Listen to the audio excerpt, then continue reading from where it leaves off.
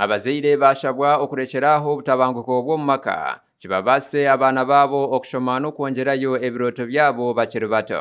Ebi byagambwa mukuru w'ekyaro eki ekya Isingiro omu Gombora ya Kyazanga omu disitulikiti ya Rwengo Mpebwa Stephen obyaba ari aha mukoro gw'ishomero lya Isingiro Independent Baptist Church yatushoborra ngu omuhendo gw'abaana omu kicweka eki abatari ni mwingi enshonga erukurugirira butakwatagana kw'abazaire ekikurugiriraho abaana obutashoma bakatandika kuguza ebicoori na gonja aha mihanda. Nsanga omwami n'omukyala ng'okukanya tukuliiwo n'osanga nga wakati w'abazadde bana babiri oluusi omusajja yayitaddewo gwe naggama musomesa abaana. Ogu yagaruka yashaba disitulikiti ahamwe n'ebitongole ebirikujunaanizibwa aha nsonga z'amaka okurugayo okuhwera abaana b'eihanga. Nti ensonga eziri mu maka g'abantu wakati w'omwami n'omusajja zikosezza nnyo abaana n'ensaba bakiteeke mu pulogulaamu batulwaneko bamisomo bagifune nga bagirese ddala mu kyalo tugifune. Bo abazaire n'abaturage barugayo bashoborra habutafayo obw'abaana habw'enshonga z'omu maka. Basinga obulemu okusoma kiviira ku mbeera z'abazadde ffe ng'abazadde obutabateekamu kubabuulirira. Tusindika abaana mu kiseera ky'oluwummula ne tubasindika mu b'eŋŋanda ate ng'eŋŋanda tisobola kufa ku mwana nga gwe omuzadde kennyini waliwadde omwefiirako.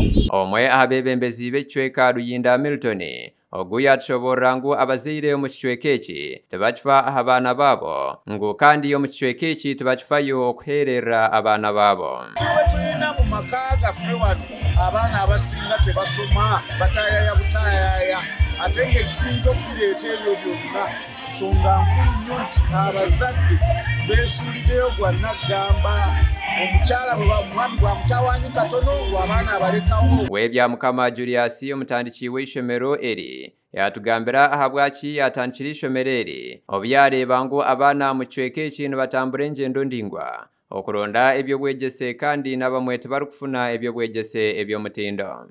Konka amashomero ga gavumenti ekyokureeberaho erikubanza haihi n'itwe eryo mu kilomitazi nka 7 so nkareeba abaana barikubonabona abaana batakwasa kutambura. Omungeri ni yemwe yatushoborra ngu ekicweka eki okukiri aha nsharosharo ya disitulikiti ya Rwengo n'eya Rakai ngu gavumenti terikubeejuka aha nshonga z'ebyobwegyese. Turya omwanya ogurikuhereruka yahabwa Rwengo ahakuba enshozi zire zimukureeba izo n'eza Rakai so kunagiye kweshanga nareeba abaana baingi aba Rakai na n'aba Rwengo batino rukubafaho. Distrikti ya Rwengo omu bwire obu eine ebicweka 85 aharigana eby'obutabanguko bw'omu maka kandi niyo distrikti erikusinga omuhendo gw'abaana abarikutwariza endaro bakiri bato n'okuguza ebicoori aha nguudo. Gasha kwa Bashir Kalema habwa Tayari West.